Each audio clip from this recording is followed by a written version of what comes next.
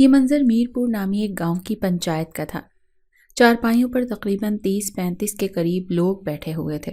سب کی توجہ کا مرکز سب سے آگے پڑی چارپائی تھی، جس کا رخ گاؤں والوں کی طرف تھا، اور اس پر سردار عنایت خان زادہ براجمان تھا۔ عنایت خان زادہ کی عمر 60 کے قریب تھی۔ سفید کاٹن کے کلف لگے سوٹ پر سیاہ واسکٹ اور سر پر سیاہ شیشوں والی سندھی ٹوپی، سرخ اور سفید رنگت کلر کی گئی سیاہ گھنی داڑھی۔ وہ پر اثر پرسنالٹی کے مالک تھے۔ پورے گاؤں پر ان کا رعب اور دبدبا تھا۔ وہ اور اس کا خاندان پچھلے 40 سالوں سے اس گاؤں پر حکومت کر رہے تھے۔ عنایت خان زادہ کے دائیں بائیں اور پیچھے ان کے ملازم کھڑے ہوئے تھے، جبکہ کچھ فاصلے پر ایک 40-45 سالہ شخص سر جھکائے کھڑا تھا۔ اس کا حلیہ بتاتا تھا کہ اس کا تعلق گاؤں کے ان افراد میں سے تھا جو سخت محنت کر کے 2 وقت کی روٹی بمشکل کما پا رہے تھے۔ اس شخص کا نام خضر تھا۔ کچھ دن پہلے اس کے ہاتھوں ایک خپتی شخص کی جان چلی گئی تھی، جو ملکو دیوانہ کے نام سے مشہور تھا۔ بولو خضر، تم نے اس بیچارے ملکو کی جان کیوں لی؟ تم اچھی طرح سے جانتے تھے کہ اس کا ذہنی توازن ٹھیک نہیں۔ سردار عنایت خان زادہ نے سخت لہجے میں خضر سے پوچھا۔ سردار، 3 دن پہلے میری بیٹی کھیتوں میں مجھے کھانا دے کر گھر جا رہی تھی کہ وہ ملکو اس کے راستے میں آ گیا اور اسے ڈرانے لگا۔ میری بیٹی نے مجھے آواز دی، میں نے منع کیا لیکن وہ باز نہ آیا اور اس نے میری بیٹی کی طرف اینٹ پھینکی۔ خوش قسمتی سے وہ بچ گئی، لیکن مجھے غصہ آ گیا اور میں نے وہی اینٹ اٹھا کر اسے دے ماری، لیکن خدا کی قسم میری نیت اس کی جان لینے کی ہرگز نہیں تھی۔ خضر نے آزردہ لہجے میں سب کے سامنے کہا، اس بات سے فرق نہیں پڑتا کہ تم نے ملکو کو اینٹ اس کی جان لینے کی نیت سے ماری یا زخمی کرنے کی۔ اصل مسئلہ تو یہ ہے کہ اس کی جان گئی اور تمہاری اینٹ لگنے سے۔ وہ لاوارث تھا تو اس کا یہ مطلب نہیں کہ اس کے خون کا حساب لینے والا کوئی نہیں۔ جب اس کا ذہنی توازن ٹھیک تھا تو تب وہ ہمارا وفادار ملازم ہوا کرتا تھا۔ بہت خدمت کی تھی اس نے ہماری۔ اب ہمارا بھی فرض ہے کہ اس کے ناحق خون کا حساب لیں۔ لہٰذا یا تم قصاص میں 1 لاکھ روپیہ دو جس سے ہم اس کے ایصال ثواب کے لیے خیرات کریں گے، یا پھر 5 سال کے لیے اپنی بیٹی کو ہماری حویلی کی ملازمہ بنانے کو تیار ہو جاؤ۔ دونوں شرائط میں سے کوئی بھی نہ ماننے کی صورت میں تمہیں پولیس کے حوالے کر دیا جائے گا، اور جانتے ہو پھر تمہارا کیا ہوگا؟ پھانسی ہو جائے گی اور بیٹی کو پھر کس کے سہارے چھوڑ کر جاؤ گے؟ ہماری حویلی میں وہ صحیح سلامت محفوظ رہے گی۔ سردار کے منہ سے شرائط سن کر خضر رونے لگا۔ اس کے پاس کوئی راستہ نہیں تھا۔ 1 لاکھ کی رقم اس کے لیے بہت بڑی تھی، لیکن وہ اپنی بیٹی امامہ کو بھی اپنے آپ سے دور نہیں کر سکتا تھا، اور اگر وہ دونوں شرائط میں سے کوئی ایک بھی نہ مانتا تو سردار عنایت خان زادہ یقیناً اسے پولیس کے حوالے کر دیتا، اور پھر پیچھے اس کی بیٹی امامہ بے آسرا رہ جاتی۔ آخرکار اس نے دل پر پتھر رکھ کر اپنی اکلوتی بیٹی کو سردار عنایت خان زادہ کو سونپ دیا۔ امامہ باپ سے لپٹ کر روتی رہی، مگر سردار خان زادہ کی ملازمائیں اسے زبردستی کھینچ کر حویلی لے گئیں۔ 1 ہفتہ وہ حویلی میں ہی رہی۔ اس کے بعد سردار عنایت خان زادہ نے اسے اپنے شہر والے بنگلے پر بھیج دیا۔ شہر والے بنگلے پر سردار عنایت خان زادہ کا اکلوتا بیٹا سلمان خان زادہ رہتا تھا، جو یونیورسٹی کا طالب علم تھا۔ وہاں 3 ملازم تھے، ایک چوکیدار اور ایک مالی تھا، جبکہ کھانا پکانے کے لیے ایک ادھیڑ عمر کی خاتون تھی۔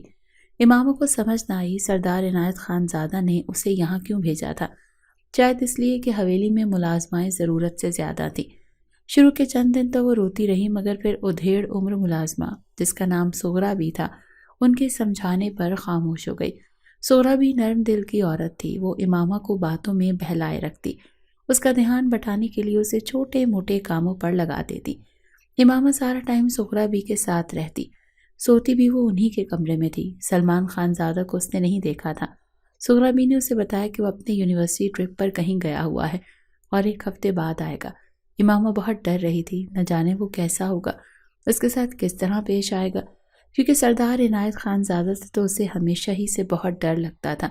پھر 1 ہفتے بعد سلمان خان زادہ آیا۔ اس کی نظر کچن میں کام کرتی امامہ پر پڑی تو اس نے سغرا بھی سے استفسار کیا، سغرا بھی، یہ لڑکی کون ہے؟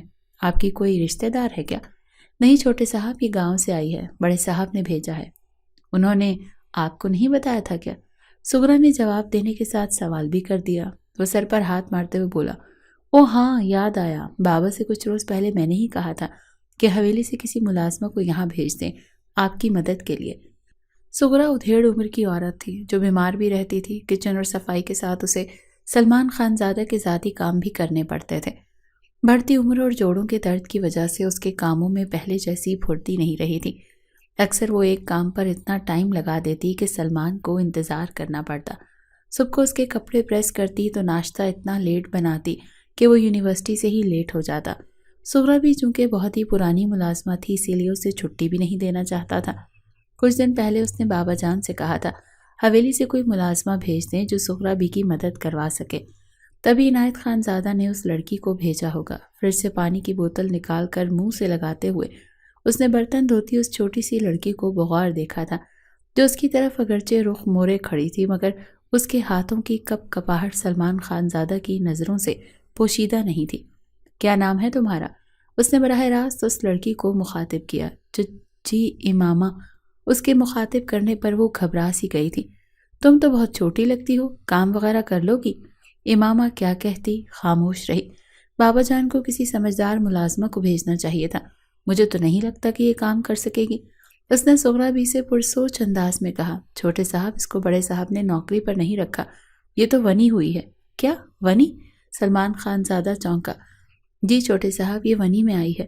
اصل میں اس کے باپ کے ہاتھوں ایک آدمی کی جان چلی گئی۔ چونکہ اس مرنے والے کا کوئی وارث نہیں تھا اسی لیے بڑے صاحب نے اس کے باپ سے کہا کہ یا تو وہ قصاص میں 1,00,000 دے یا پھر اپنی بیٹی کو 5 سال کے لیے حویلی کی ملازمہ بنا دے۔ وہ غریب آدمی تھا، پیسے تھے نہیں تو مجبوراً اسے اپنی اکلوتی بیٹی کو حویلی بھیجنا پڑا۔ سغرا بی نے افسردہ لہجے میں بتایا۔ اوہ اچھا۔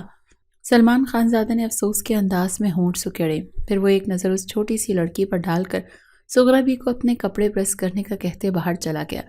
سغرا بی نے امامہ سے کہا کہ وہ چھوٹے صاحب کے کمرے میں جائے، وہاں ان کے کپڑے پڑے ہوں گے، وہ جا کر پریس کر دے، کیونکہ چھوٹے صاحب کا کمرہ اوپر کی منزل پر تھا اور سغرا بی جوڑوں کے درد کی وجہ سے سیڑھیاں نہیں چڑھ سکتی تھی۔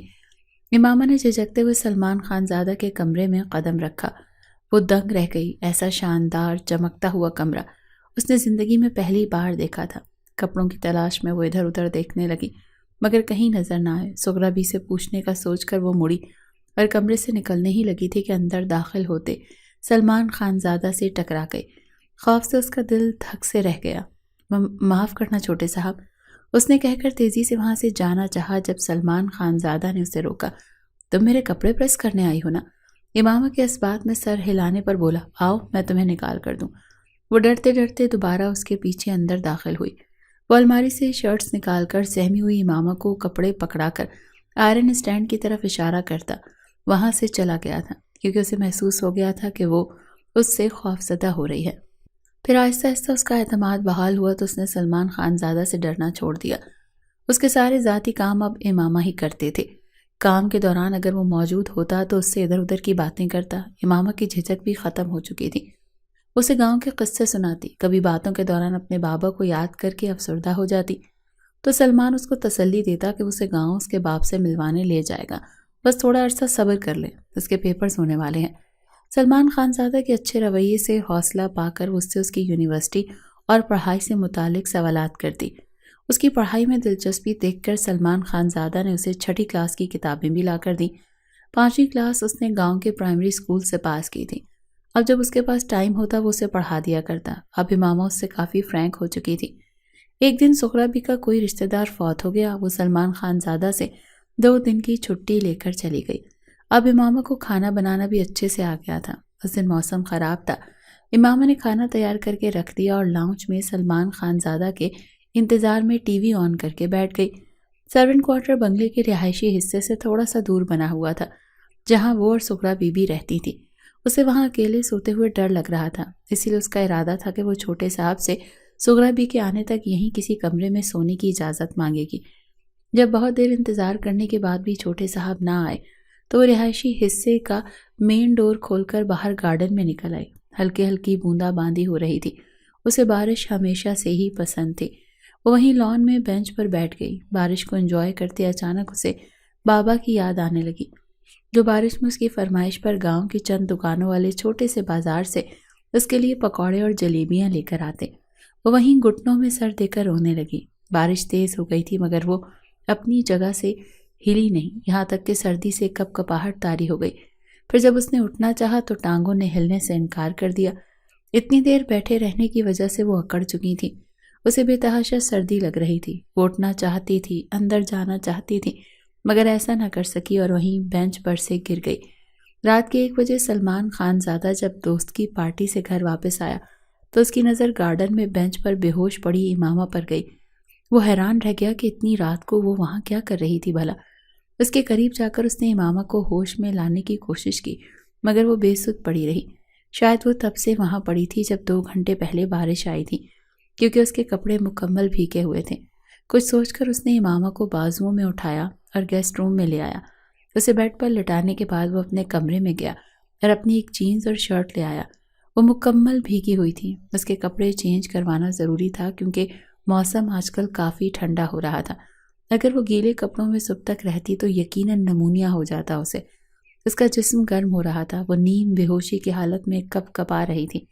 سلمان خان زادہ نے پہلے تو اسے اٹھانے کی کوشش کرتا رہا کہ اٹھ کر اپنے کپڑے چینج کر لو، مگر امامہ آنکھیں ہی نہیں کھول رہی تھی۔ تو تنگ آ کر اس نے امامہ سے کہا، دیکھو اگر تم نہیں اٹھو گی تو مجبوراً مجھے تمہارے کپڑے خود چینج کروانے پڑیں گے۔ اس کی دھمکی سن کر امامہ نے بمشکل آنکھیں کھولی۔ سلمان خان زادہ نے اسے سہارا دے کر اٹھایا اور اپنے کپڑے اس کے ہاتھ میں تھما کر واش روم جانے کا کہا۔ کپ کپاہٹ کی وجہ سے اس سے چلا نہیں جا رہا تھا۔ وہ بمشکل 2 قدم چلی اور لڑکھڑا کر گرنے لگی تھی کہ سلمان خان زادہ نے اسے تھام لیا۔ امامہ کی آنکھیں ایک بار پھر بند ہو چکی تھیں۔ اس نے امامہ کو بستر پر لٹایا اور کچھ سوچ کر کمرے کی لائٹ آف کی اور اس کے پاس آیا۔ جیسے تیسے کر کے اس نے امامہ کے کپڑے تبدیل کیے۔ اس پر کمبل ڈال کر وہ وہاں سے اٹھنے لگا تھا جب بند آنکھوں کے ساتھ امامہ نے اس کا ہاتھ پکڑ لیا۔ مجھے ڈر لگ رہا ہے، چھوڑ کے نہ جائیں۔ وہ گہری سانس بھرتا وہیں بیٹھ گیا۔ کچھ دیر بعد اسے بھی سردی محسوس ہوئی تو آہستگی سے آدھا کمبل اپنے اوپر لے کر بیٹھنے کے انداز میں لیٹ گیا۔ احتیاطاً اس نے فاصلہ قائم کیا تھا۔ آنکھیں بند کر کے وہ سونے کی کوشش کرنے لگا، مگر ایک ہی کمرے میں اپنے اتنے قریب ایک جوان لڑکی کی موجودگی اس کو ڈسٹرب کر رہی تھی۔ اس کا دل چاہ رہا تھا کہ ہاتھ بڑھائے اور اسے اپنے نزدیک کر لے۔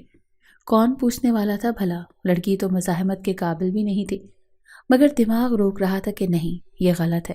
وہ اپنے دل و دماغ کی جنگ میں مصروف تھا کہ امامہ نیند میں سردی سے گٹھڑی بنی اس کے اتنے نزدیک آئی کہ اس کے بخار سے کانپتے گرم جسم کی تپش سے سلمان خان زادہ بھی جلنے لگا۔ اس نے خود کو روکنے کی بہت کوشش کی مگر ناکام رہا اور ہر حد پار کرتا چلا گیا۔ امامہ کی مزاحمت بھی اسے روک نہیں پائی۔ صبح ہوئی تو وہ رو رہی تھی۔ شرمندہ شرمندہ سا سلمان خان زادہ اسے چپ کروانے کی کوشش کر رہا تھا اور پھر اس نے امامہ کو بہلا لیا۔ وہ کم عمر بھی تھی اور زیادہ سمجھدار بھی نہیں تھی، بہلانے پر بہل جاتی تھی۔ اسی لیے سلمان خان زادہ نے اسے اپنے ساتھ باہر گھمانے لے گیا، شاپنگ کروائی، اس کی پسندیدہ چیزیں کھلائیں تو وہ بچوں کی طرح خوش ہو گئی۔ اسے اپنی معصومیت میں اندازہ بھی نہیں تھا کہ اس کا کتنا بڑا نقصان ہو چکا ہے۔ اس کے بعد وہ اس کے ساتھ پہلے سے زیادہ اچھا ہو گیا۔ اس نے باتوں باتوں میں امامہ سے وعدہ لے لیا کہ وہ زغرہ بھی کو کچھ نہیں بتائے گی۔ امامہ نے وعدہ بھی کر لیا، مگر ایسی غلطی چھپانے سے تھوڑی نہ چھپنے والی ہے۔ کئی مہینوں بعد اس کے بڑھتے ہوئے پیٹ کو زغرہ بھی کی جہاندیدہ نگاہوں نے تاڑ لیا۔ وہ بہانے سے اسے ایک لیڈی ڈاکٹر کے پاس لے گئی، جہاں سے تصدیق ہو گئی کہ وہ 3.5 مہینے کی حاملہ تھی۔ زغرہ بھی ششدر رہ گئی۔ اس نے امامہ سے پوچھا۔ پہلے تو وہ لا علمی کا اظہار کرتی رہی، مگر جب زغرہ بھی نے دھمکی دی کہ وہ سردار عنایت خان زادہ کو بتا دے گی، تب ڈر کر امامہ نے چھوٹے صاحب کا نام لے دیا۔ زغرہ بھی کو شدید دکھ ہوا۔ کتنا شریف سمجھتی تھی وہ چھوٹے صاحب کو۔ ایک معصوم لڑکی کی زندگی اس نے برباد کر ڈالی۔ امامہ اسے اپنی بیٹی کی طرح عزیز تھے۔ وہ پچھتانے لگی کہ کاش وہ امامہ کو اکیلا چھوڑ کر نہ گئی ہوتی۔ غصے اور دکھ میں بھری سلمان خان زادہ کے پاس گئیں اور اسے کہا کہ ایک کم عمر ناسمجھ بچی کے ساتھ ایسا کرتے ہوئے خوف خدا نہیں آیا کیا؟ سلمان خان زادہ کو جب پتا چلا کہ امامہ پریگننٹ ہے تو وہ پریشان ہو گیا۔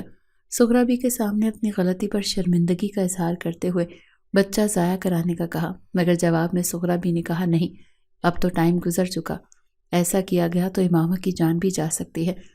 تو سلمان خان زادہ نے پریشان ہو کر کہا، پھر کیا کریں؟ تو تب زغرہ بھی نے ایک ایسا حل بتایا جسے سن کر ان کے ہوش اڑ گئے۔ زغرہ بھی اسے امامہ سے نکاح کرنے کا کہہ رہی تھی۔ وہ خانزادہ تھا، بھلا کیسے ایک کم ذات غریب لڑکی سے نکاح کر لیتا؟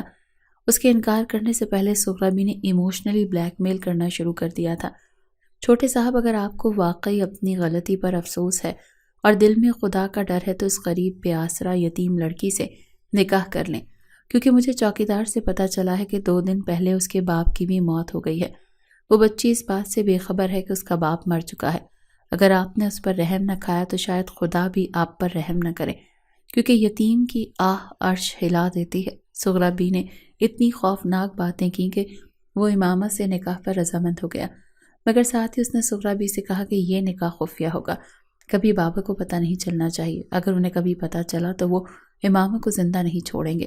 سغرا بی کو کیا اعتراض ہو سکتا تھا بھلا؟ اس کے لیے اتنا ہی کافی تھا کہ سلمان خان زادہ امامہ سے نکاح کر رہا تھا۔ پھر سغرا بی کی بہن ریشم کے گھر نکاح ہوا، جس میں ریشم کا شوہر اور اس کے 2-3 جاننے والے موجود تھے۔ سلمان خان زادہ نے اس نکاح کو اپنے ملازموں سے بھی چھپا لیا، کہیں یہ خبر عنایت خان زادہ تک نہ پہنچ جائے۔ نکاح کے بعد اس نے سغرا بی سے کہا کہ جب تک ڈیلیوری نہیں ہو جاتی وہ امامہ کو اپنی بہن کے گھر رکھے، تمام اخراجات وہ اٹھاتا رہے گا۔ پھر امامہ سغرا بی کی بہن ریشم کے ہاں رہنے لگی۔ سلمان خان زادہ کبھی کبھی چکر لگا لیتا تھا۔ نکاح کے بولوں کی طاقت تھی یا امامہ کے معصوم حسن کی کشش، وہ اسے اچھی لگنے لگی تھی۔ ایک بار عنایت خان زادہ وہاں آئے اور امامہ کو موجود نہ پا کر پوچھا تو سلمان نے بہانہ کر دیا کہ اس کی کسی دوست کی ملازمہ چھٹی پر گئی ہوئی ہے، ان کے گھر والوں کو مشکل ہو رہی تھی کام میں، تو اس نے امامہ کو کچھ دنوں کے لیے وہاں بھیج دیا۔ عنایت خان زادہ مطمئن ہو گئے تھے، ویسے بھی وہ شہر کا چکر بہت لمبے عرصے بعد لگاتے تھے۔ 9 مہینوں کے بجائے امامہ نے 7ویں مہینے میں بچی کو جنم دیا۔ یہ ایک پری میچور ڈیلیوری تھی، امید نہیں تھی کہ بچی بچ جائے گی، مگر پھر بھی بچ گئی تھی۔ کچھ عرصے بعد امامہ کو پھر سے اس نے بنگلے پر بلوا لیا۔ اس کی بیٹی بھی اس کے ساتھ تھی، جسے سغرا بی نے اپنی پوتی ظاہر کیا تھا۔ امامہ کی حیثیت وہی ملازمہ جیسی تھی۔ سلمان خان زادہ کو اس میں تو دلچسپی تھی، مگر بیٹی سے بالکل لگاؤ نہ تھا، نہ اس نے کبھی اسے پیار کیا تھا۔ وہ چوری چھپے تو اس کے ساتھ تعلقات قائم رکھے ہوئے تھا، مگر دنیا کے سامنے بیوی کا درجہ دیتے ہوئے ڈرتا تھا، کیونکہ اسے خدشہ تھا کہ اگر عنایت خان زادہ کو پتہ چل جاتا تو وہ اس غلطی کی ہرگز معافی نہ دیتے، سیدھا آگ کر دیتے۔ کچھ عرصے بعد عنایت خان زادہ نے اس کا رشتہ اس کی پھپھی کی بیٹی زرین کے ساتھ طے کر دیا تھا۔ زرین اپنے والدین کے ساتھ دبئی میں رہتی تھی۔ فون پر رشتہ طے ہوا اور شادی سے 1 ہفتہ پہلے وہ اپنے ماں باپ کے ساتھ پاکستان آئی تھی۔ سلمان خان زادہ جو اس شادی سے پریشان تھا اور دعا کر رہا تھا کہ کسی طرح یہ شادی رک جائے، کیونکہ اس کا دل امامہ میں اٹکا ہوا تھا، جب زرین کو دیکھا تو اس کے حسن پر مر مٹا۔ زرین کے آگے امامہ کا سادہ معصوم حسن تو کچھ بھی نہیں تھا۔ زرین نے شرط رکھی تھی کہ وہ گاؤں نہیں جائے گی، شادی یہیں شہر والے بنگلے پر ہوگی۔ یوں دولہا دلہن کی فیملیز شہر والے بنگلے پر اکٹھی ہوئیں۔ امامہ سلمان خان زادہ کی شادی میں ملازمہ بنے کام کرتی رہی۔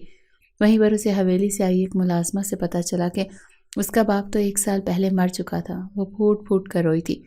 سلمان خان زادہ زرین کو پا کر بے حد خوش تھا۔ زرین ایک نہایت ہی خودسر اور مغرور لڑکی تھی۔ جلدی اس کے اور سلمان کے مابین لڑائیاں ہونے لگی۔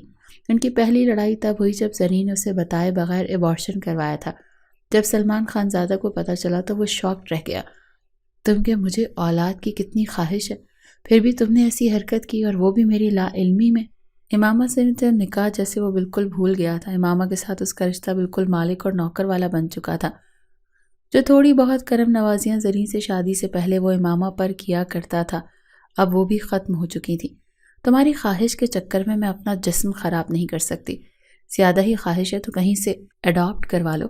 زرین بھی جواباً بھڑکی تھی۔ دونوں میں تو میں ہوئی۔ سلمان کا ہاتھ اٹھا تھا اور زرین گھر چھوڑ کر نہ جانے کہاں چلی گئی۔ سلمان اسے ڈھونڈتا رہا مگر وہ کہیں نہ ملی۔ دوسرے دن اسے پتہ چلا وہ اپنے ماں باپ کے پاس دبئی جا چکی ہے۔ سلمان خان زادہ نے منانے کی بہت کوشش کی مگر وہ واپس آنے پر رضامند نہیں ہوئی اور طلاق کا مطالبہ کر دیا۔ سلمان خان زادہ کو اس نے صاف کہہ دیا تھا کہ مجھے تم میں کوئی دلچسپی نہیں۔ آخرکار سلمان خان زادہ کو اسے طلاق دینی ہی پڑی۔ وہ ایک بار پھر امامہ کی طرف متوجہ ہوا۔ امامہ بھی امید لگائے بیٹھی تھی کہ شاید اب وہ اس سے نکاح کو راز نہیں رکھے گا، اسے بیوی کا مقام دے گا، مگر اس کی امید ہی رہ گئی۔ وہ اس سے وقتی طور پر دل بہلا رہا تھا۔ دوسری بار وہ پریگننٹ ہوئی تو وہ خود اسے ہسپتال لے گیا اور اس کا ابارشن کروا دیا۔ امامہ کو بہت دکھ ہوا۔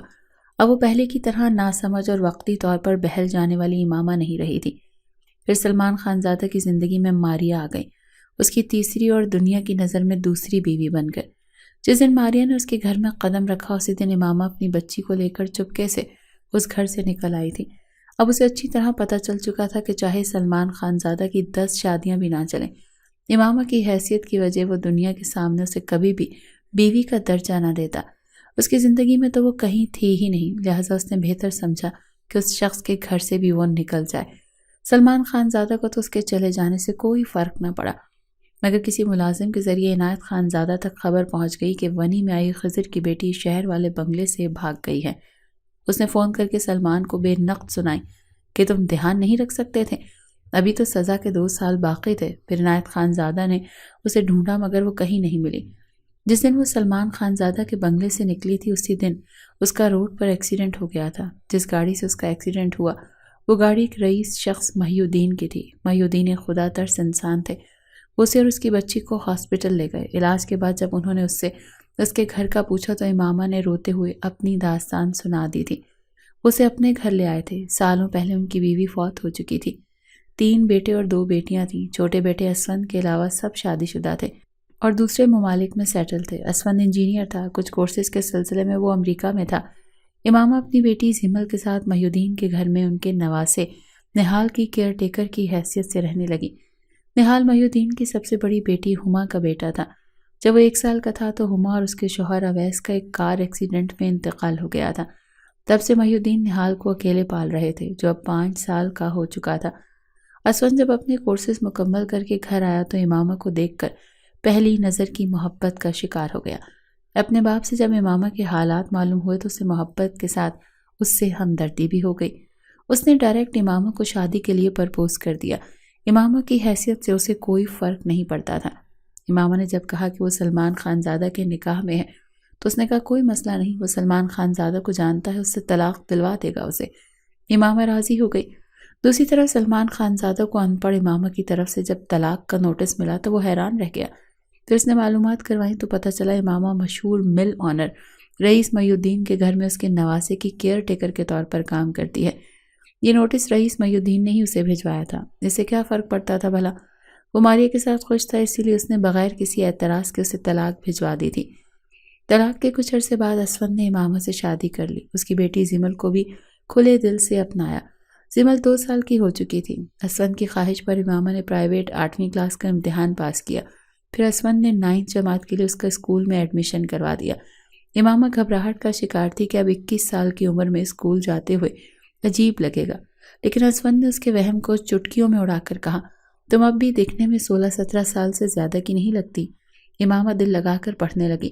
زمل کو سنبھالنے میں اسفند بھرپور سپورٹ کر رہا تھا۔ اسکول کے بعد وہ کالج لیول پر پہنچ گئی۔ زمل کا بھی اچھے اسکول میں ایڈمیشن ہو گیا۔ اسفند اپنے بزنس کو بہت آگے تک لے آیا تھا۔ اب اس کا شمار ملک کے قابل ترین آرکیٹیکچرز میں ہوتا تھا۔ زمل نے بزنس اور بینکنگ کا مضمون چنا تھا۔ جس دن اس نے یونیورسٹی سے اپنی ڈگری مکمل کی، اسفند نے اس کی کامیابی کی خوشی میں شاندار پارٹی ارینج کی تھی۔ امامہ بہت خوش تھی، بے تحاشا خوش۔ اسے اپنی قسمت پر رشک آ رہا تھا۔ جو اسفند جیسا اچھا اور شاندار بندہ اس کا ہم سفر تھا، جس نے قدم قدم پر اسے سپورٹ کیا تھا۔ اسفند کے کہنے پر اس نے اس کو آفس جوائن کر لیا۔ ایک دن معمول کے مطابق وہ دونوں اکٹھے آفس جا رہے تھے کہ ان کی گاڑی کا ایک بڑے ٹرالر کے ساتھ ایکسیڈنٹ ہو گیا۔ اسفند تو موقع پر ہی فوت ہو گیا، جبکہ امامہ کو شدید زخمی حالت میں ہاسپٹل لے جایا گیا۔ امامہ کی جان تو بچ گئی، لیکن اس حادثے میں وہ بینائی کھو بیٹھی۔ محی الدین جو دل کے مریض تھے، جوان بیٹے کی موت کا صدمہ برداشت نہ کر سکے اور کچھ عرصے بعد وہ بھی چل بسے۔ اسفند کے بڑے بھائی پاکستان آئے۔ انہوں نے گھر جائیداد سب کچھ بیچ دیا، امامہ کو خالی ہاتھ گھر سے نکال دیا اور نہال کو لے کر واپس چلے گئے۔ بینائی سے محروم امامہ زمل کو لیے سڑک پر بیٹھی بھیک مانگ رہی تھی کہ وہاں سے گزرتی سغرا بی کی نظر اس پر پڑ گئی۔ وہ سالوں سے امامہ کو ڈھونڈ رہی تھی۔ امامہ کو اس حال میں دیکھ وہ بہت دکھی ہوئی۔ پھر امامہ اور زمل کو اپنے ساتھ گھر لے گئیں۔ امامہ اور زمل سغرا بی کے گھر میں رہنے لگی۔ دوسری طرف سلمان خانزادہ اولاد کے لیے بیوی کا جگہ جگہ علاج کرواتا پھر رہا تھا۔ پھر ایک دن اسے پتہ چلا ماریہ بانجھ ہے، کبھی ماں نہیں بن سکتی۔ تب اسے امامہ کا خیال آیا۔ امامہ کے پاس اس کی بچی تھی۔ اس نے فیصلہ کیا وہ امامہ سے اپنی بچی کو لے آئے گا اور ماریہ کی گود میں ڈال کر کہے گا کہ کہیں سے اڈاپٹ کی ہے، جبکہ دوسری طرف عنایت خانزادہ اولاد کے لیے اس پر ایک اور شادی کرنے کے لیے دباؤ ڈال رہا تھا، لیکن ساتھ ہی ان کی یہ بھی شرط تھی کہ لڑکی اونچے خاندان کی ہو۔ ماریا اگرچہ غیر خاندان کی تھی لیکن اونچے گھر کی تھی۔ اسے جب پتہ چلا کہ عنایت خانزادہ اولاد کے لیے سلمان کی کہیں اور شادی کروانا چاہتے ہیں تو اس نے ہنگامہ کھڑا کر دیا۔ اتنا لڑی جھگڑی کہ سلمان خانزادہ غصے میں اسے طلاق دے بیٹھا۔ ماریا کو طلاق دینے کے بعد وہ امامہ کی تلاش محی الدین علی کے بنگلے پر پہنچا تو پتہ چلا کہ وہ تو ہو چکا تھا۔ اس کے بیٹے آئے، گھر اور پراپرٹی بیچ کر چلے گئے۔ امامہ کا کچھ پتہ نہیں تھا، وہ ڈھونڈ ڈھونڈ کر تھک گیا تھا۔ اتنے عرصے میں پہلی بار امامہ اور اپنی بیٹی کی یاد اسے شدت سے ستانے لگی تھی، جس بیٹی کو اس نے ایک بار بھی گود میں نہیں لیا تھا، جو اس کی آنکھوں کے سامنے 1 سال تک رہی اور اسے دیکھ کر سلمان خانزادہ کے دل میں ذرا سی بھی محبت اور شفقت نہ جاگی تھی۔ اب اسی بیٹی کو ملنے، اسے گود میں لینے کا اس کا دل بے چین ہو رہا تھا۔ عنایت خانزادہ اسے شادی کا کہہ رہے تھے مگر سلمان صاف انکار کر دیا تھا۔ سغرا بھی بہت عرصے سے اس کی بے چین حالت دیکھ رہی تھی۔ جب انہیں یہ اندازہ ہوا کہ اس کے دل میں بیٹی کی محبت کی تڑپ پیدا ہو چکی ہے تو انہوں نے اسے بتا دیا کہ امامہ اور زمل اس کے پاس ہیں۔ سلمان خانزادہ بے تحاشا خوش ہوا تھا۔ پہلی بار اس نے اپنی بیٹی کو گلے لگا کر چوما تھا جب 8 سال کی ہو چکی تھی۔ اس کی آنکھیں ہو بہو باپ جیسی تھیں۔ سغرا بی کے ذریعے سے معلوم ہوا کہ امامہ کے شوہر اسفند کا انتقال ہو چکا ہے تو اس نے سغرا بی کو اعتماد میں لے کر کہا وہ اپنی غلطیوں کا ازالہ کرنے اور زمل کو ساتھ رکھنے کے لیے امامہ سے پھر نکاح کرنا چاہتا ہے اور اس بار وہ اس نکاح کو چھپا کر نہیں رکھے گا، لیکن امامہ کو نکاح سے پہلے اس کا پتہ نہیں چلنا چاہیے ورنہ وہ نکاح کے لیے شاید راضی نہیں ہوگی۔ سغرا بی نے بمشکل امامہ کو نکاح کے لیے منایا تھا۔ وہ ڈر رہی تھی اور کہہ رہی تھی کہ سغرا بی کسی بھی شخص کو مجھ جیسی اندھی میں کیا دلچسپی ہو سکتی ہے بھلا۔ سغرا بی نے پھر بڑی دقتوں سے اسے قائل کیا اور کہا تھا کہ وہ اسے اپنی ماں سمجھ کر اس پر اعتبار کرے، وہ کبھی اس کا برا نہیں چاہے گی۔ امامہ خاموش ہو گئی تھی کیونکہ وہ محتاج تھی۔ سغرا بی کا سہارا نہ جانے کب تک تھا۔ جو شخص اس کو قبول کر رہا تھا شاید وہ اس کی بیٹی کا اچھا باپ ثابت ہو جاتا۔ نکاح نامے پر انگوٹھا لگاتے وقت سلمان خانزادہ کا نام دیکھنے سے تو وہ محروم تھی، لیکن نکاح کے بعد اس نے جب سغرا بی سے نام پوچھا تو انہوں نے علی بتایا۔ سلمان خانزادہ کا پورا نام سلمان علی خانزادہ تھا۔ اس نے ہی سغرا بی سے کہا تھا کہ اگر وہ اس کا نام پوچھے تو وہ علی ہی بتائے۔ نکاح کے بعد زمل اور امامہ کو وہ گھر لے آیا تھا۔ امامہ کو زمل کی ایکسائٹمنٹ سے اندازہ ہو رہا تھا کہ وہ کسی اچھے اور بڑے گھر میں ہے۔ اسے سمجھ نہیں آ رہی تھی کہ اگر وہ امیر کبیر تھا تو اسے امامہ میں کیا دلچسپی تھی جو اس سے شادی کر لی۔ امامہ کو زمل کے ساتھ اسی کے بیڈ روم میں تھی، پر اسے امامہ سے نہیں کہا تھا کہ وہ اس کے ساتھ اس کے بیڈ روم میں چلے، بلکہ اس نے تو امامہ کو مخاطب ہی نہیں کیا تھا۔ وہ زمل کے ساتھ بول رہا تھا۔ پہلی بار جب امامہ نے اس کی آواز سنی تو اسے ایسا لگا کہ وہ اس آواز کو جانتی ہے۔ پھر یاد کرنے پر بھی یاد نہ آیا تو اس نے ذہن سے جھٹک دیا۔ پھر اکثر اسے زمل کے ساتھ ہنستے کھیلتے باتیں کرتے سنتی رہتی۔ ایک دن امامہ نے اسے خود ہی مخاطب کر لیا۔ آپ کو مجھ سے بات کرنے میں بھی دلچسپی نہیں تھی تو نکاح کیوں کیا مجھ سے؟ کس نے کہا تھا مجھے آپ سے بات کرنے میں دلچسپی نہیں؟ مجھے صرف بات کرنے میں ہی نہیں، پوری کی پوری آپ میں دلچسپی ہے، سلمان خانزادہ نے شوخ لہجے میں کہا تھا۔ پھر بات کیوں نہیں کرتے مجھ سے؟ امامہ نے حیرت سے استفسار کیا۔ ٹائم دے رہا تھا تمہیں، مجھے اور ہمارے رشتے کو قبول کرنے کا، کیونکہ تم نکاح پر راضی نہیں تھی نا، اس نے بہانہ بنایا۔ ورنہ تو وہ اس گلٹ کی وجہ سے امامہ سے دور رہ رہا تھا کیونکہ وہ جب بھی اس کے قریب آیا تھا اپنے مطلب کے لیے آیا تھا، اسے دیکھ نہیں سکتی تھی، لیکن اس کا لمس کبھی کبھی اسے جانا پہچانا سا لگتا تھا۔ وہ اس کا خیال رکھتا تھا، اس سے محبت جتاتا تھا۔ امامہ کا دل چاہنے لگا تھا کہ وہ اسے کسی طرح دیکھ سکے۔ اس نے اپنی خواہش کا اظہار اس سے کیا تو سلمان نے اسے تسلی دی کہ ہاں کیوں نہیں، تم ضرور دیکھ سکو گی۔ پھر وہ ملک کے مشہور آئی اسپیشلسٹ ڈاکٹر کے پاس لے کر گیا۔ ڈاکٹر نے چیک اپ کے بعد کہا کہ آپریشن کے ذریعے 100 میں سے 40% چانسز ہیں کہ ان کی بینائی ٹھیک ہو جائے۔ سلمان خانزادہ رسک نہیں لینا چاہتا تھا، اسی لیے وہ امامہ کو لندن لے گیا۔ لندن میں اس کی آنکھوں کا کامیاب آپریشن ہوا۔ جب اس کی آنکھوں کی پٹی کھولی گئی تو اپنے سامنے سلمان خانزادہ کو دیکھ کر اسے شوق لگا۔ سلمان خانزادہ نے اس کے ہاتھ تھام لیے اور اپنی تمام کوتاہیوں اور غلطیوں کی معافی مانگنے لگا، مگر امامہ کچھ نہ بولی، اسے چپ لگ گئی۔ کئی بار اسے گمان ہوتا تھا کہ وہ سلمان خانزادہ ہی ہے۔ وہ اسے گھر لے آیا۔ امامہ کو چپ لگ گئی۔ سلمان سے تو کیا، وہ زمل سے بھی بات نہیں کرتی تھی۔ وہ سخت پریشان تھا، اسے معلوم تھا کہ وہ ناراض ہے۔ وہ منانے کی کوشش بھی کرتا تھا لیکن امامہ نے کچھ نہ بولنے کی قسم کھا رکھی تھی جیسے۔ ایک دن وہ آفس سے گھر آیا تو دیکھا زمل بیٹھی رو رہی تھی۔ وہ فوراً اس کے قریب آ کر پوچھنے لگا، ماما کہیں چلی گئی ہیں؟ زمل کے بتانے پر اس کے پیروں تلے سے زمین نکل گئی۔ وہ امامہ کی ناراضگی سمجھ رہا تھا اور آج کل اس سوچ و بچار میں تھا کہ عنایت خانزادہ کے سامنے کس طرح امامہ کے ساتھ شادی کا اعتراف کرے، اور وہ نہ جانے کہاں چلی گئی۔ وہ ہر اس جگہ گیا جہاں امامہ کے ملنے کا امکان تھا۔ زمل نے رو رو کر اپنا حشر خراب کر لیا۔ وہ خود بھی بہت پریشان تھا۔ ایک دن اچانک عنایت خانزادہ آ گئے۔ زمل پر ان کی نظر پڑی تو حیرانگی سے پوچھنے لگے، یہ بچی کون ہے؟ سلمان خانزادہ پہلے تو گھبرا گیا اور پھر ہمت کر کے بولا، بابا جان میری بیٹی ہے۔ تو وہ بولے، اچھا، گود لی ہے؟ پھر طنزیہ انداز میں کہنے لگے، اپنا خون اپنا ہوتا ہے، میں تم سے کہنے آیا ہوں کہ شادی کر لو کیونکہ مجھے اپنی جائیداد کا وارث چاہیے۔ تب اس نے ڈرتے ڈرتے اعتراف کیا کہ وہ شادی کر چکا ہے اور زمل اس سے لیپالک نہیں بلکہ سگی بیٹی ہے۔ عنایت خانزادہ دنگ رہ گیا۔ آہستہ آہستہ وہ ساری سچائی بتا گیا۔ تم نے ایک معمولی ملازمہ سے شادی کی اور اتنے سالوں تک ہم سے چھپائے رکھا، اتنا بڑا دھوکہ دیا اپنے باپ کو۔ عنایت خانزادہ اس پر گرج رہے تھے۔ وہ خاموشی سے سر جھکائے کھڑا تھا۔ پھر وہ اس کو گالیاں دیتے بکتے جھکتے وہاں سے چلے گئے اور ساتھ ہی واضح طور پر کہہ گئے کہ وہ اس ملازمہ کو کبھی اپنی بہو تسلیم نہیں کریں گے۔ اگر اسے حویلی میں قدم رکھنا ہوگا تو وہ اس 2 ٹکے کی ملازمہ کو طلاق دے کر آئے گا۔ دوسری طرف امامہ گاؤں میں اپنے رشتے کی خالہ سروری کے ہاں تھی۔ سروری خالہ نے اگرچہ اس کی موجودگی کو پوشیدہ رکھا ہوا تھا، مگر یہ خبر زیادہ عرصے چھپ نہ سکی۔ گاؤں کی کچھ عورتوں کے ذریعے اس کے مردوں اور پھر سردار عنایت خان کے کانوں تک یہ خبر پہنچی گئی تھی۔ عنایت خان پہلے ہی غصے سے پاگل ہوا پڑا تھا۔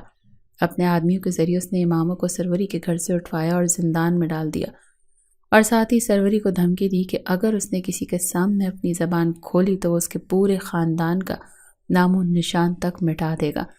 سروری نے ڈر سے خاموشی اختیار کر لی تھی۔ امامہ زندان میں ہی قید تھی۔ عنایت خانزادہ اور اس کی بیوی کے حکم پر ملازموں نے اس پر تشدد کیا۔ وقت گزرتا رہا اور 1 سال بیت گیا۔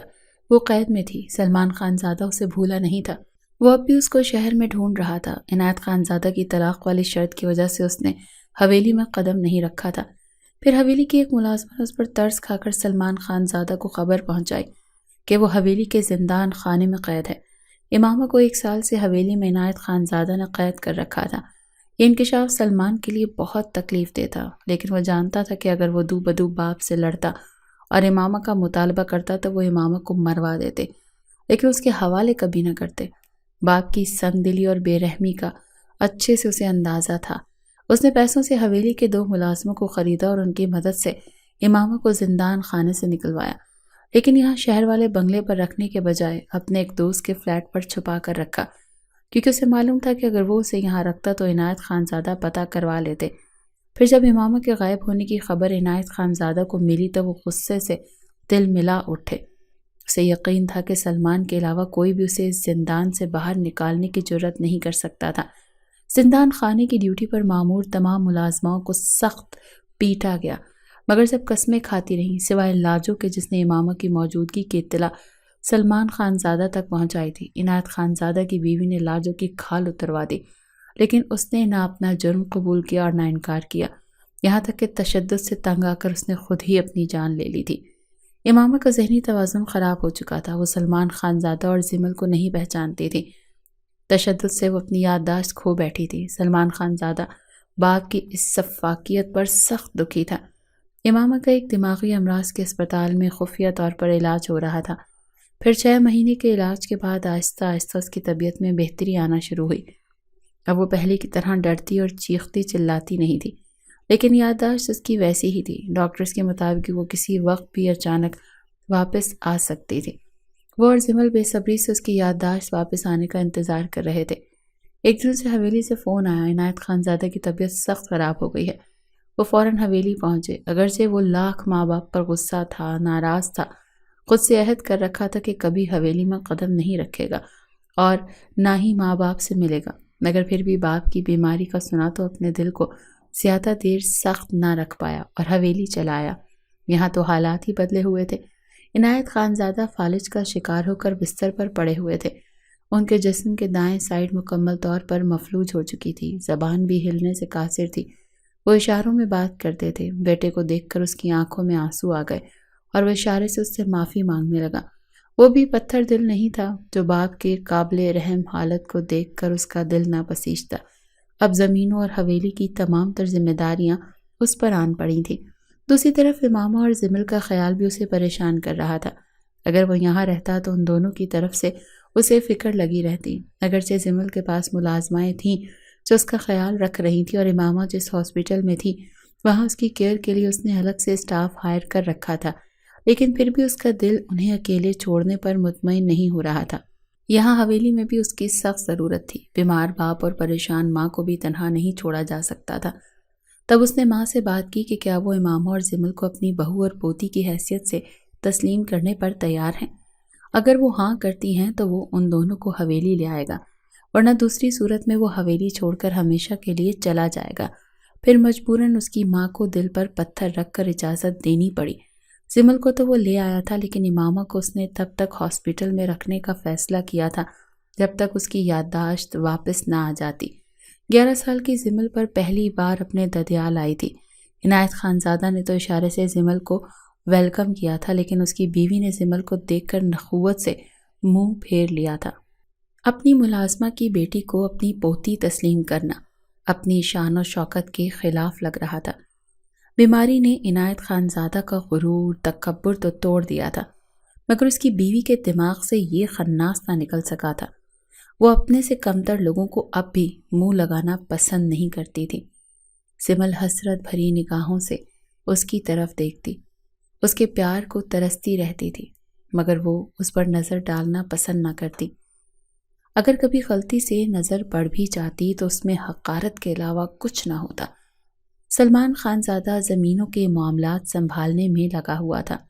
کچھ مخالفین نے عنایت خانزادہ کی بیماری سے فائدہ اٹھا کر اس کی ایک قلعہ زمین پر قبضہ کر لیا تھا۔ سلمان بے حد پریشان تھا اور اسی کو چھڑوانے میں لگا ہوا تھا۔ ایک دن اسے ہاسپٹل سے اطلاع ملی امامہ واش روم میں گر گئی تھی اور اس کے سر میں چوٹ آئی تھی، جس کی وجہ سے وہ بے ہوش ہو گئی تھی۔ وہ تمام کام چھوڑ کر بھاگم بھاگ اسپتال پہنچا تھا۔ امامہ کے سرہانے بیٹھا وہ اس کے ہوش میں آنے کا انتظار کر رہا تھا۔ جب اچانک وہ ہوش میں آ گئی اور سلمان خانزادہ کو دیکھ کر اس کا نام پکارا تو وہ بے تحاشا خوش ہوا۔ امامہ کی یادداشت واپس آ چکی تھی۔ وہ اس سے زمل کا پوچھ رہی تھی۔ سلمان اسے فوراً حویلی لے آیا تھا۔ زمل کو وہ حیرت سے دیکھتی رہی تھی، جو اب کافی بڑی ہو گئی تھی۔ اسے صرف اتنا یاد تھا کہ وہ زندان میں قید تھی۔ باقی آگے کے واقعات سلمان نے اسے بتائے تھے۔ اس نے امامہ کو لیے اتنا کچھ کیا تھا۔ اب وہ اس کی حویلی میں موجود تھی اور پورا گاؤں اسے سلمان خانزادہ کی بیوی کی حیثیت سے جانتا تھا۔ پھر وہ کیوں اپنے دل کو اس کی طرف سے صاف نہ کرتی؟ اگرچہ اس کی ماں کا رویہ امامہ کے ساتھ وہی مالکن اور نوکرانی والا تھا، مگر سلمان کی خاطر اس نے یہ بھی برداشت کر لیا تھا۔ وہ ایک بار پھر ماں بننے والی تھی۔ سلمان اور وہ خوش تھے، اگرچہ وہ اس کا بہت خیال رکھ رہا تھا، مگر ساتھ میں حویلی کے باہر کے مسائل بھی اسے پریشان کر رکھا تھا۔ چودھری واصف علی جس نے اس کی زمین پر قبضہ کر رکھا تھا، سلمان خانزادہ کے 1000 بار کہنے کے باوجود بھی وہ واپس کرنے کو تیار نہیں تھا، تو مجبوراً وہ ایک رات اپنے آدمیوں کو لے کر بھرپور تیاری کے ساتھ زمین چھڑوانے کے لیے گیا۔ دونوں طرف سے لڑائی ہوئی۔ سلمان خانزادہ نے اپنی زمین تو واصف چودھری سے واپس لے لی، مگر اس لڑائی میں وہ بری طرح سے زخمی ہو گیا تھا۔ وہ سیریس حالت میں ICU میں تھا۔ اس کی ماں اور امامہ کا رو رو کر برا حال تھا۔ زمل بھی اپنے باپ کی زندگی کے لیے دعائیں مانگ رہی تھی۔ ڈاکٹرز نے اس کی حالت کو بہت خطرناک قرار دیا۔ اس کے دل کی دھڑکن مشینوں سے چل رہی تھی۔ چند منٹ کے لیے وہ ہوش میں آیا تھا اور ماں کی طرف دیکھ کر التجائی انداز میں کہا، ماں پلیز زمل اور امامہ کو، اور پھر دوبارہ سے بے ہوش ہو گیا۔ اس کی ماں سمجھ گئی تھی کہ وہ اس سے زمل اور امامہ کو قبول کرنے کی درخواست کر رہا تھا، تب وہ پھوٹ پھوٹ کر روتے ہوئے بار بار ایک ہی بات دہراتی تھی، تم ہوش میں آ جاؤ بیٹا، زمل میری پوتی اور امامہ میری بہو ہے، میں نے تسلیم کر لیا ہے۔ پھر 3 دن تک زندگی اور موت کی کشمکش میں مبتلا بالآخر اس نے موت کو شکست دے دی تھی۔ اس کی زندگی بچ جانے کی خوشی میں اس کی ماں اور امامہ نے حویلی میں بہت بڑی خیرات کا انتظام کیا تھا۔ واصف چودھری کو پولیس گرفتار کر کے لے گئی تھی۔ سلمان جب گھر آیا تو ماں کو زمل اور امامہ کے ساتھ بولتے دیکھ بہت خوش ہوا۔ پھر امامہ نے اس کی بہت خدمت اور کیئر کی تو وہ کچھ عرصے میں مکمل طور پر صحت یاب ہو گیا تھا۔ امامہ کی ڈیلیوری میں کچھ عرصہ باقی تھا۔ سب نئے مہمان کی آمد کا انتظار کر رہے تھے۔ اس بار امامہ نے ایک خوبصورت بیٹے کو جنم دیا جس کا نام اس کی دادی نے ارحم خانزادہ رکھا۔ عنایت خانزادہ جو لاچاری کی حالت میں بستر پر پڑے تھے، ان کے لیے امامہ کے کہنے پر سلمان خانزادہ نے ایک نرس کا انتظام کر دیا تھا۔ امامہ خود بھی عنایت خانزادہ کا دھیان رکھتی تھی۔ امامہ کی ہی کوششوں سے وہ آہستہ آہستہ سہارے سے اٹھ کر بیٹھنے لگے تھے۔ امامہ نے سلمان سے درخواست کی کہ اسے گاؤں میں ایک اسکول بنا کر دیں جہاں وہ پڑھانا چاہتی تھی۔ تب اسے یہ جان کر مسرت بھری حیرت ہوئی کہ وہ ان پڑھ نہیں بلکہ یونیورسٹی کی ڈگری یافتہ ہے۔ اسکول بن جانے کے بعد امامہ نے گاؤں کی لڑکیوں کو تعلیم دینا شروع کر دی تھی۔ لوگوں نے شعور آنا شروع ہوا تو انہیں لڑکیوں کی تعلیم کی قدر و قیمت کا اندازہ ہونے لگا۔ لڑکیوں کا پرائمری اسکول اب ہائی اسکول میں تبدیل ہو چکا تھا جہاں امامہ ہی پڑھانے والی تھی۔ کچھ لڑکیاں پڑھا رہی تھیں۔ زمل 20 سال کی ہو چکی تھی اور شہر کے کالج میں پڑھ رہی تھی اور ہاسٹل میں رہتی تھی۔ ارحم 9 سال کا تھا اور گاؤں کے ہی اسکول میں پڑھتا تھا۔ سلمان خانزادہ جسے پہلے گاؤں پسند نہیں تھا اب مستقل طور پر حویلی میں رہ رہا تھا۔ ماں باپ کے یکے بعد دیگرے وفات کے بعد اس کا دل حویلی چھوڑنے کو رضامند نہ ہوا تھا۔ اب وہ گاؤں کا سردار تھا، پنچایت کے فیصلے کرتا تھا، لیکن ونی میں لڑکی دینے کی غلط رسم کو اس نے ختم کر دیا تھا۔